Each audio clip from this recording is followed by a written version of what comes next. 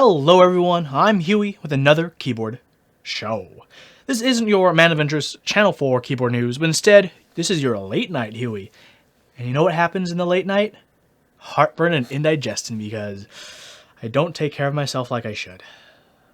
But in the late night, there are also keyboards, and I'm here to shed some light on some keyboards. In this new once or twice a week show, we'll see, we'll be tackling some sugar, spice, and maybe things not so nice.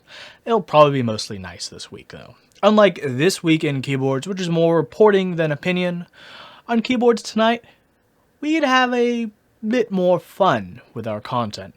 A little bit more of a variety. I hope you all enjoy. Intro.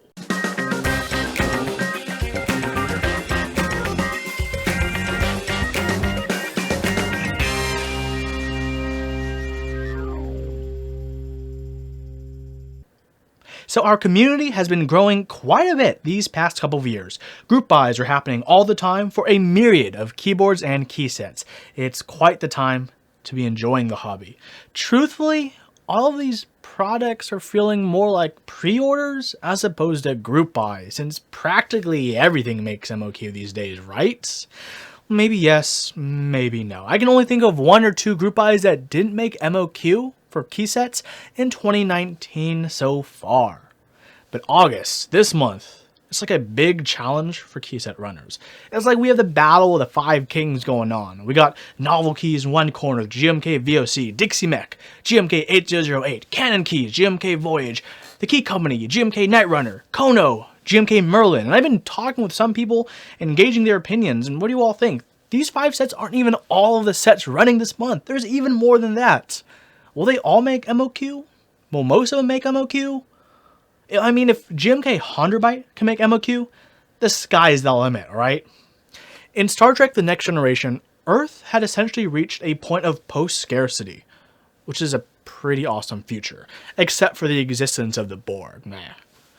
In the keyboard world, I think this year might start the transition period toward a post-MOQ world, where we don't have true MOQs, but instead they're just pre-orders to try to hit certain price points.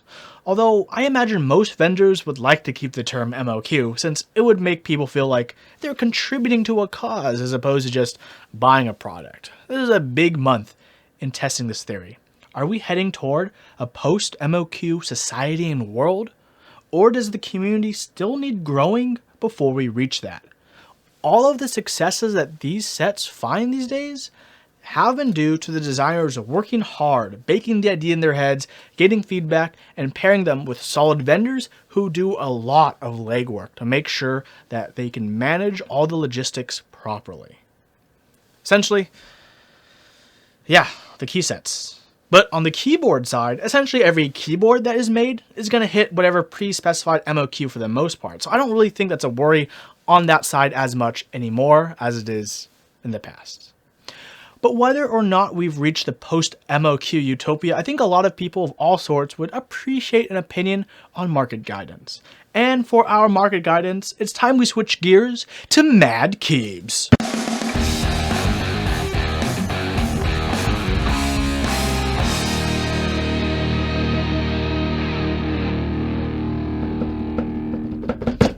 Okay everyone, right now things are wild in the world of keyboards. You gotta have a smart sense of when to pull that wallet out and the wits to know when to put it away. Okay, let's start off with the thermal. Yeah, it was covered on This Week in Keyboards, and come on, do I really need to explain why it's so hot right now? First, let's start with the designer Wilbur. Okay, if you're an enthusiast and you don't know who Wilbur is yet, it's time for you to get learned. Wilbur is a PCB designer, but not just any PCB designer. I'd rank him one of the best PCB designers we have in our community right now. Hailing all the way from down under, and I mean Australia, not hell, he's been a strong force for great PCBs in our community. So what the heck is a PCB designer doing working on a keyboard? You might think, oh, this isn't his realm of expertise. He should be delving with electrical engineering, not this mechanical stuff. How could he possibly bridge the gap? Well, funny enough, he's not alone in Australia. Among the 24.6 million people in dangerous wildlife, there's a group to help them bridge the gap. RamaWorks. Okay, look, RamaWorks has been putting out and working on a lot of boards and products. U80A, M60A in 2 rounds, Koyu, PBT Heavy Industry, Canvas, M6 macro pads, and a whole selection of brand items like the famous Rama wallet. RamaWorks have established themselves as a very strong enthusiast brand in the community that has continually put out great products.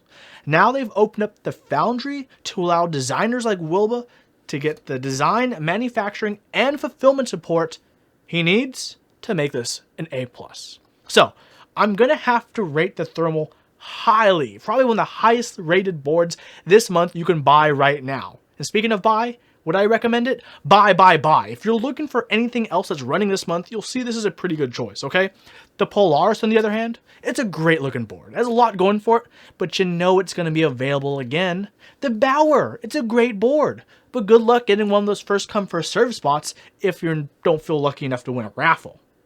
The thermal, though, we don't know if it's going to run again like the other Rama products. I think this is one of the best bets. These are the Australians you should support. Not Foster's, though, because their beer is bad. On the flip side, there are definitely some concerns this month. For example, Alf. Yeah, Alf is back. For those of you who may have missed the story, Alf is a Chinese manufacturer and designer who the other month was caught making unlicensed boards. Basically, copying a design from the original files from another designer without any permissions. Alf claimed he'd shutter his shop, move away from keyboards, move on with his life.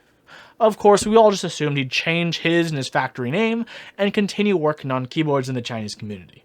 I didn't expect him to have the gall to not even change those facts. Geekmaker, who ICD BB80, lists Alf as the manufacturer on their site, and for the keyboard, we're seeing the return of the group buy of the F62PE Round 2, which I confirmed will also be manufactured by Alf. Big worry, and I'd slap these with an avoid stamp as fast as I can. And I do these out of my own moral reasons. Yikes. Well, that's it for Mad Keebs this week. I'll see you guys next time, where hopefully I'll have more buttons that make more sounds for me to press. If you like this segment and want me to get more angry for stuff, let me know, and maybe it'll be a longer and better segment next time. Back to keyboards tonight. Well, that was interesting, but speaking of interesting, we have this Lubricante next in this mini review kind of section.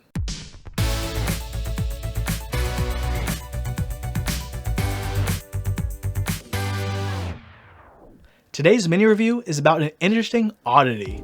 This is my Lubricante. The Lubricante is an acrylic keyboard that Zamon designed based on the acrylic files for the TGR Alice that was released by Utsi. The layout is the ever-growing in popularity Alice layout, a layout with keys placed ergonomically for your fingers. The layout is probably one of the most eye-catching features of the Alice and Lubricante. I really like this layout. I commend Utsi for making the TGR Alice acrylic files publicly available, as well as Amamon, who worked on improvements and also made his files available. Big props to both of them for their effort, and their effort has been noticed by the diaspora of Alice layout keyboards in the community recently, so A+ there. There are many Lubricantes, but this one is mine. The acrylic was cut by my friend, the Beep Ha Ha. If you have acrylic you might need cut, he's in Washington, although you should probably check how busy he is first. The plate to this beautiful build is a polycarbonate half plate. When you combine that factor with the acrylic case, you get a really fun and flexible keyboard. With that in mind, I thought what could be better than putting in some Gateron ink switches. Lubed with 3203 in the body and 205 grade 0 on the stem, this keyboard is a treat to type on. It has just enough give for how I type where I can find it comfortable to continually type for long periods of time. I decided to go with the split backspace life on this board because split spacebar, split shift, all of them splits. With an all white case, I figure let's go with something that I can have good with whites. Have a good, interesting, contrasting dark color and colorful. Hydro was that choice, and ooh baby, so far so good. For the PCB, I'm using an actual TGR Alice PCB. I managed to obtain an extra, so I figured might as well put it to good use. It's easily programmable through the Bootmapper clients.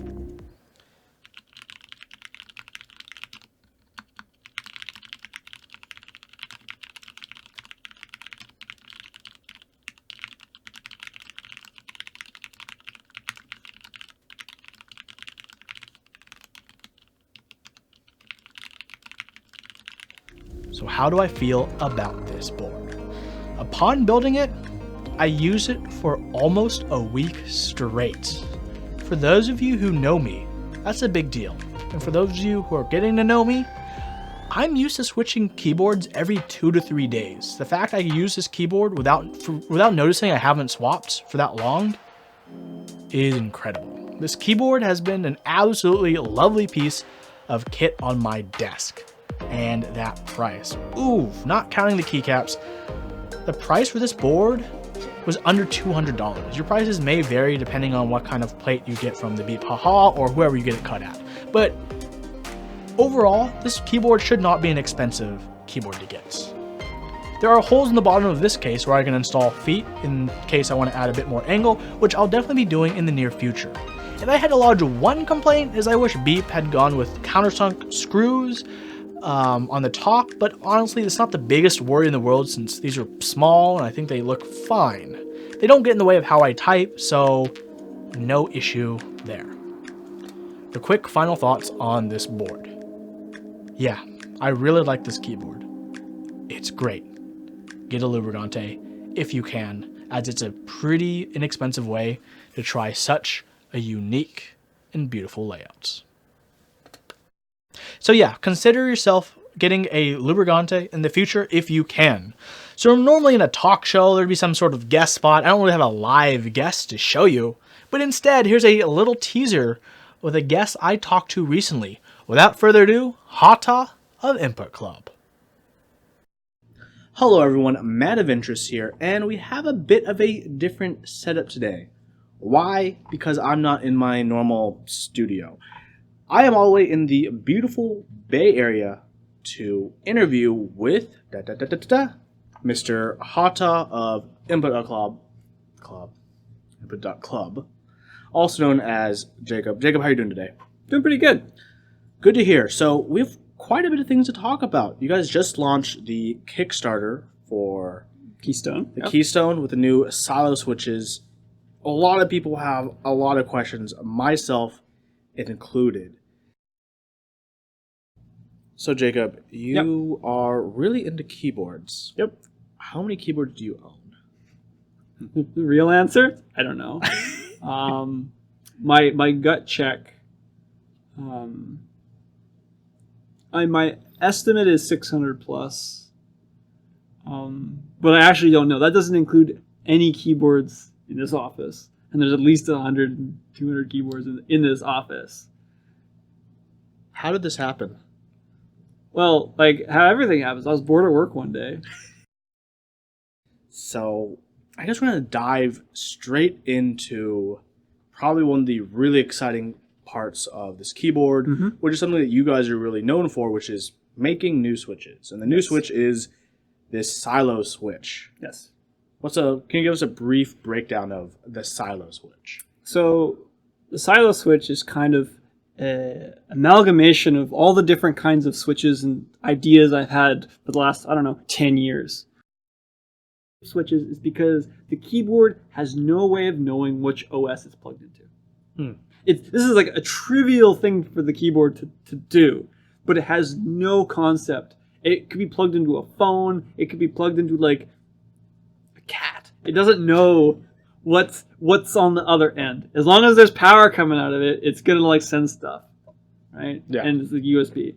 So this is like a huge frustration, and it's even a lot of this actually came out of my frustrations while building the Infinity Ergodox.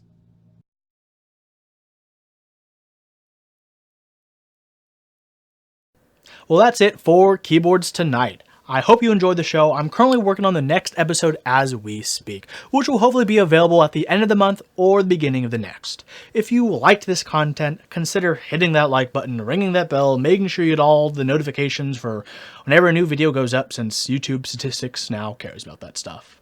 I have a Discord channel which we can talk about keyboards in the link down below. I'll see you all in the next video.